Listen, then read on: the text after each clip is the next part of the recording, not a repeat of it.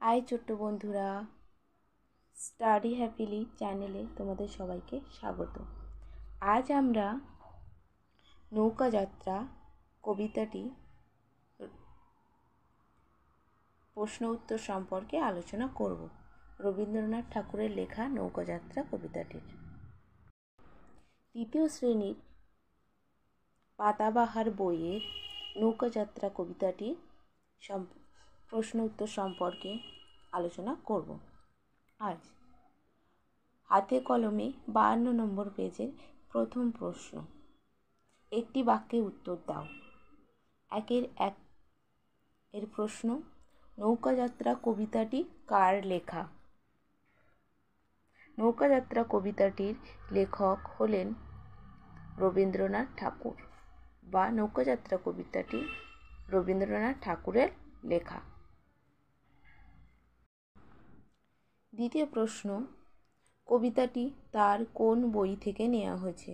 কবিতাটি তার শিশু নামক বই থেকে নেওয়া হয়েছে। নৌকাটি কোথায় বাঁধা আছে? নৌকাটি রাজগঞ্জের ঘাটে বাঁধা আছে। নৌকাটিতে কি রয়েছে? নৌকাটিতে পাট বোঝাই করা আছে। কবিতার শিশুটি ওই নৌকা পেলে কটি পাল ও দাঁড় জুড়ে নেবে? 100টি পাল। কবিতার শিশুটি ওই নৌকাটি পেলে 100টি দাঁড় আর 4, 5, 6টা পাল তুলে দেবে।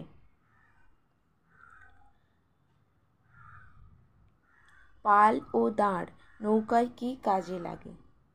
পাল বাতাসে নৌকাকে এগিয়ে নিয়ে যায়, আর দাঁড় জল ঠেলে এগিয়ে নিয়ে যায় নৌকাকে। পরবর্তী প্রশ্ন, হাট বলতে কি বোঝায়? হাট হলো যে নির্দিষ্ট স্থানে পণ্যদ্রব্য ক্রয় বিক্রয় করা হয় তাকে হাট বলা হয়। শিশুটি কার নৌকা পেতে চায়? শিশুটি মধুমাঝির নৌকা পেতে চায়।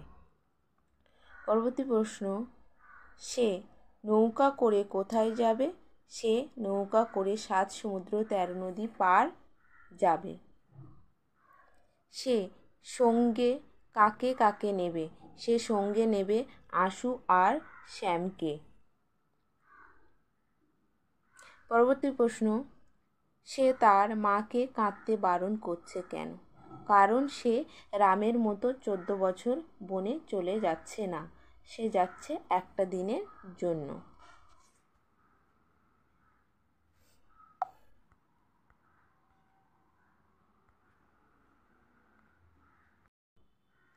পরবর্তী প্রশ্ন, রামকে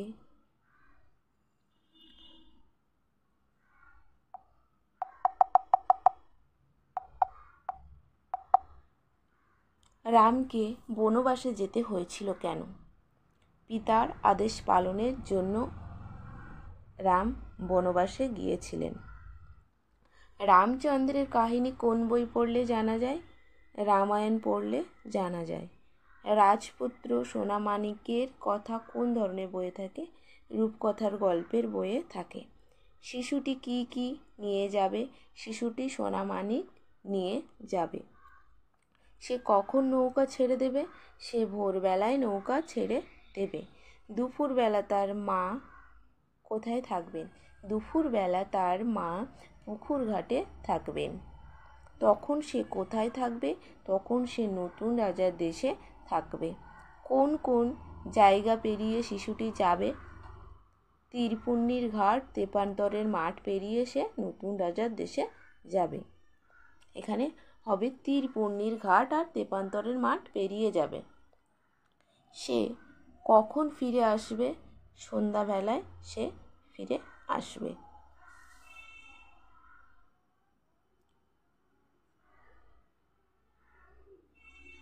নতুন জায়গা ঘুরে আসার গল্প তার মাকে কিভাবে শোনাবে?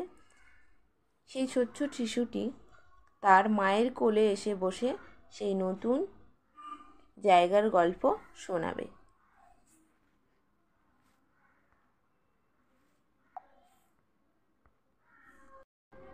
2 নম্বর দাগের প্রশ্ন দেখো তোমাদের এখানে বলেছে বাক্য রচনা করো। বাঁধা, নৌকা, সমুদ্র, মাঝি, গল্প। এখন আমরা 2 নম্বর প্রশ্নটা দেখে নেব। প্রথমে তোমাদের বলেছে 2 নম্বর দাগের প্রশ্নে বাঁধা।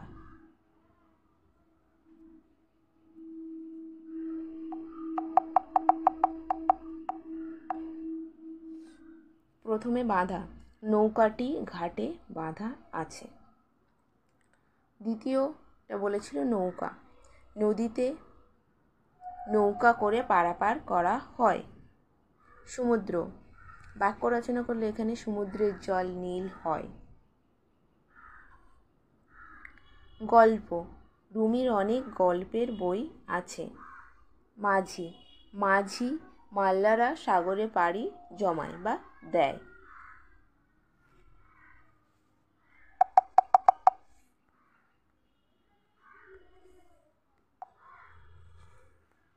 পরবর্তী 3 দাগের প্রশ্ন, বর্ণ বিশ্লেষণ করো। দেখো রাজপুত্র বর্ণ বিশ্লেষণটা, র প্লাস আ প্লাস বর্গীয় জ প্লাস অ প্লাস প প্লাস উ, পুত্র প প্লাস উ প্লাস ত প্লাস র। পরবর্তী প্রশ্ন মধ্যে আছে দেখো তেপান্তর। তেপান্তর বর্ণ বিশ্লেষণ হবে ত প্লাস এ প্লাস প প্লাস আ, তেপা তর, দন্তান্ন প্লাস ত প্লাস র প্লাস অ। পরেরটা দেখো রাজগঞ্জ। রাজ র প্লাস আ রা প্লাস বর্গীয় যা, রাজ প্লাস ওয়া প্লাস গ প্লাস অ প্লাস ইয় প্লাস বর্গীয় যা, রাজগঞ্জ। দুপুর বেলা, দু প্লাস উ হর্ষৌ প্লাস প প্লাস হর্ষৌ প্লাস র প্লাস অ প্লাস ব প্লাস এ প্লাস ল প্লাস আ, দুপুর বেলা। পরবর্তী প্রশ্ন পুকুর ঘাট। প প্লাস উ প্লাস ক প্লাস উ প্লাস র প্লাস অ প্লাস ঘ প্লাস আ প্লাস ট প্লাস অ। এখানে একটা কথা বলে রাখি তোমাদের, যেটা হলো যে ব্যঞ্জন বর্ণের ক্ষেত্রে যখন যুক্ত বর্ণ থাকে তার মধ্যে কোনো স্বরবর্ণ বসবে না, কিন্তু যদি আর প্রত্যেকটা ব্যঞ্জন বর্ণের ক্ষেত্রে হসন্ত হবে, আর স্বরবর্ণের ক্ষেত্রে এখানে হসন্ত আমরা দেব না। এটা বর্ণ বিশ্লেষণের একটা নিয়ম। পরবর্তী প্রশ্নে আমরা চলে যাব।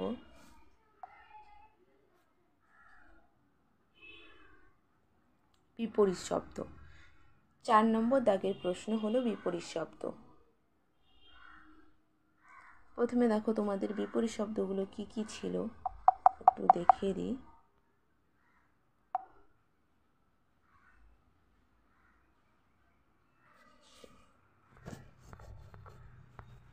এখান থেকে দেখে নাও। বিপরীত শব্দ ছিল বাঁধা, বোঝাই, মিথ্যে, সন্ধে আর দেশে। এখানে দেখো প্রথমেরটা কী ছিল আমাদের, বাঁধা। তাহলে বাঁধা কি হবে, খোলা, বোঝাই হবে খালি, মিথ্যে হবে সত্যি, সন্ধে হবে সকাল, দেশে হবে বিদেশে। ভিডিওটা যদি ভালো লাগে, যদি তোমাদের উপকার হয়, তাহলে স্টাডি হ্যাপিলি চ্যানেলটিকে সাবস্ক্রাইব করো, পাশে থেকো, লাইক শেয়ার কমেন্ট করো, আরও অনেক বন্ধুদের কাছে চ্যানেলটিকে পৌঁছে দাও। আরও এরকম ভিডিও পেতে কমেন্ট করো। বাই ছোট্ট বন্ধুরা।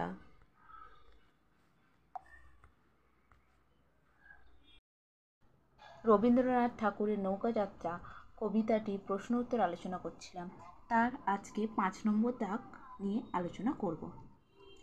প্রথম প্রশ্ন দেখো, অর্থ লেখো, যেটা 5 নম্বর দাগের প্রশ্ন।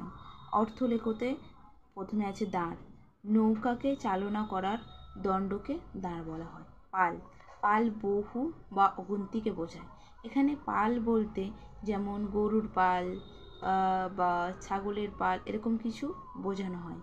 তবে এখানে নৌকাকে এগিয়ে নিয়ে যাওয়ার জন্য পাল ব্যবহার করা হয়, তার কথা এখানে এই কবিতাতে বলা হয়েছে। দেখো পরবর্তী প্রশ্ন, কোণে। কোণে মানে কি? কোণে মানে এখানে এক পাশে। মানিক মানে বহুমূল্য রত্ন। পার অর্থাৎ পারাপারকে বোঝায়। 6 নম্বর দাগের প্রশ্ন দেখো, সমার্থক শব্দ লেখো। সোনা, সোনা মানে কনক বা স্বর্ণ। নৌকা মানে হলো তরী, নৌকার একটা সমর্থক শব্দ হলো তরী। নদীকে আবার তটিনীও বলা হয়। সমুদ্রকে সাগর বলা হয়। মাঠ মানে ময়দান, একটা মাঠের আর একটা হচ্ছে সমর্থক শব্দ হলো ময়দান। পরবর্তী 7 নম্বর প্রশ্ন মধ্যে দেখো কি বলেছে, এলোমেলো বর্ণগুলিকে সাজিয়ে শব্দ তৈরি করো। এলোমেলো বর্ণ আছে ত্রু, পু, জ, রা, তাহলে এটা সাজালে কি হবে? রাজ পুত্রু। টি, র, এ, বা, ক, একটি বার। তারপরে দেখো র, লা, দু, পু, বে, তাহলে এটাকে সাজালে কি হবে? দুপুর বেলা। নেক্সট পরেরটা পা, তে, রন, তো, অর্থাৎ এখানে দেখো এটা সাজালে কি হবে? তেপান্তর। পরবর্তী 8 দাগে কি বলছে আমরা দেখে নেব। 8 দাগে শব্দ যুগলের অর্থ পার্থক্য দেখাও। এখানে শব্দ যুগলের মধ্যে দেখো দিয়েছে বা, ব আকারে বা, ধ আকারে ধা, বাধা। বাধা মানে বিঘ্ন বা নিষেধ। আর বয় চন্দ্রবিন্দু রাখা ধয়াকার বাঁধা, বাঁধা মানে গচ্ছিত বা বন্ধ। নেক্সট ছটা, ছটা বলতে সংখ্যা বোঝাতে ছটা বোঝায়। আর ছটা আকারে যা, ছটা, ছটা মানে কিরণ। এখানে বলছে কোণে, কোণে মানে এক পাশে। আর কোণে, কোণে মানে বধূ বা বউ। দেশ, এখানে বলছে দেশ, দয়কার তালব্যস্ব, দেশ, দেশ মানে হচ্ছে তোমার রাষ্ট্র।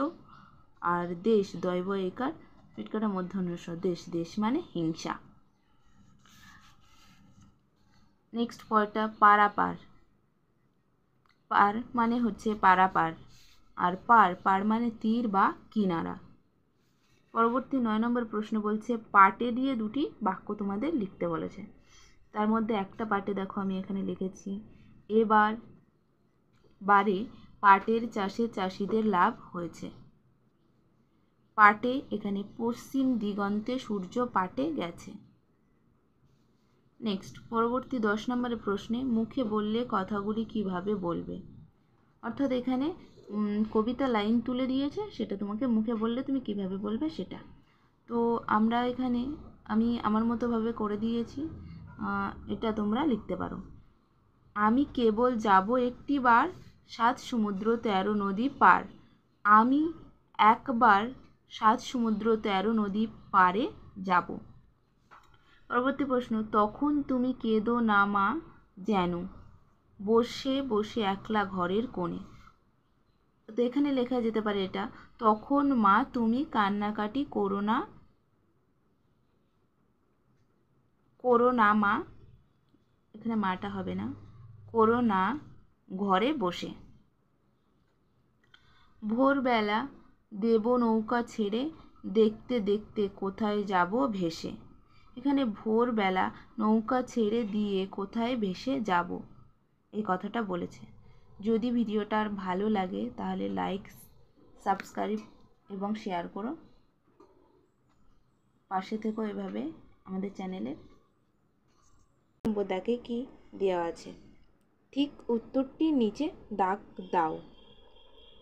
11 একে দেখো, নৌকার মালিকের নাম আশু, মধু, শ্যাম। তাহলে নৌকার মালিকের নাম এখানে কি ছিল? নৌকার মালিকের নাম ছিল মধু। পরবর্তী প্রশ্ন, কবিতা শিশুটি যাবে নৌকায় বজরায় জাহাজে চড়ে, নৌকায় চড়ে। 11 নম্বর প্রশ্নটা, তার সঙ্গে যাবে মাঝি, বন্ধু, মা। তার সঙ্গে যাবে বন্ধু, আশু আর শ্যাম তার বন্ধু, তারা তিনজনে যাবে। পরবর্তী কোশ্চেন, সে যাবে 1 দিনের, 3 মাসের, 14 বছরের জন্য। সে যাবে কত দিনের? 1 দিনের জন্য। কারণ কি বলেছে, সন্ধ্যাবেলা সে ফিরে আসবে। 5 নম্বর প্রশ্ন, 11-5, 7 সমুদ্র 13 নদী পারে, তেপান্তরের মাঠ, তীরপুনির ঘাট, নতুন রাজার দেশ আছে। 7 সমুদ্র 13 নদীর পারে, তেপান্তরের মাঠ পেরিয়ে, তীরপুনির ঘাট পেরিয়ে কি আছে? এখানে উত্তর হবে নতুন রাজার দেশ আছে। পরবর্তী দেখো আমরা 11 নম্বর প্রশ্নে থেকে এবার আমরা 12 নম্বর দাগে কি আছে দেখে নেব। 12 নম্বর দাগের ক্ষেত্রে দেখো, নিচের বাক্যগুলির ভাব বোঝাতে কবিতায় কিভাবে লেখা হয়েছে পাশে পাশে লেখো। তাহলে বলছে 12-1 দেখো, মধু মাঝির নৌকাখানি দূরে রয়েছে। তাহলে বোঝাতে কি বলেছিল ওখানে? বোঝাতে ওখানে বলেছে কবিতায় মধু মাঝির ওই যে নৌকাখানা, এই কথাটি বলা হয়েছে।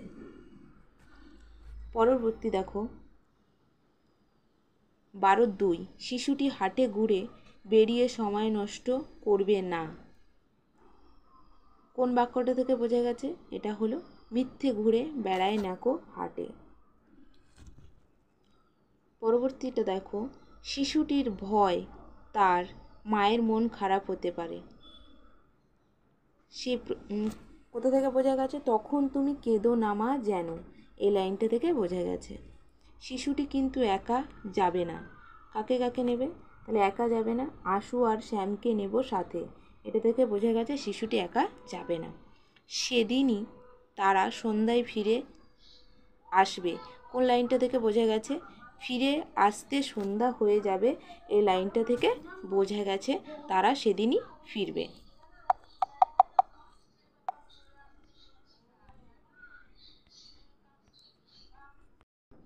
13 নম্বর দাগের প্রশ্ন দেখো, ঘটনার ক্রম অনুসারে সাজিয়ে লেখো। অর্থাৎ কবিতাটি আমরা যে নৌকা যাত্রা কবিতাটি পড়লাম তার থেকে আমরা এটাকে সাজাবো, কোনটা প্রথমে ছিল, কোনটা পরে ছিল, কোনটা শেষে ছিল সেটা। দেখো এখানে মধুমাঝি নৌকাখানি পাটে বোঝাই হয়ে রাজগণ্ডের কাছে বাঁধা আছে। এটা আমাদের কি হবে? প্রথম ঘটনা। পরবর্তী ঘটনা কি? নৌকাটি পেলে সে তাতে 100টি দাঁড় এঁটে 4টি 5টা 6টা পাল তুলে দেবে, এটা। তার পরবর্তী ঘটনা কি? শিশুটি মনে 7 সমুদ্র 13 নদী পেরিয়ে যাওয়ার স্বাদ জাগে। তার পরের ঘটনা হলো সে ভোরবেলায় নৌকা ছেড়ে দেবে, এবং শেষ ঘটনা হলো ফিরে এসে তার মাকে গল্প শোনাবে।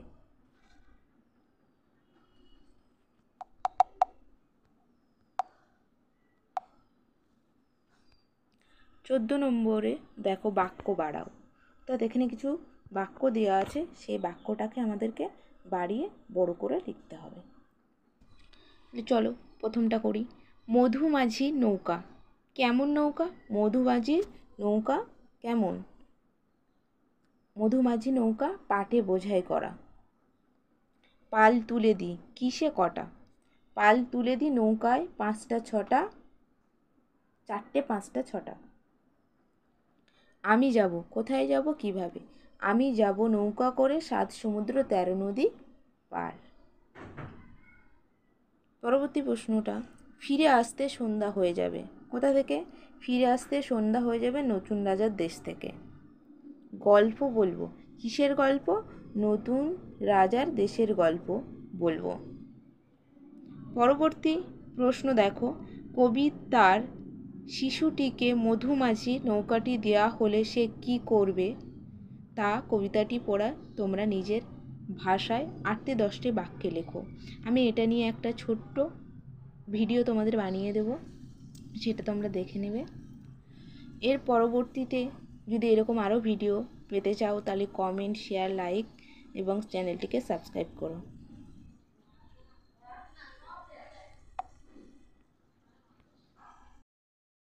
হাই ছোট্ট বন্ধুরা, আজ আমি নৌকাযাত্রা কবিতার যে কবিতায় শিশুটি কি কি করবে তার 10টা লাইন আমার মতো করে লিখেছি। তোমাদের যদি পছন্দ হয় এটা লিখতে পারো, তো কবিতাটি পড়ে তোমরা লিখবে। এখন দেখো, প্রথমে যেটা লিখেছি আমি, শিশুটি নৌকাযাত্রা কবিতাটি বিশ্বকবি রবীন্দ্রনাথ ঠাকুরের লেখা।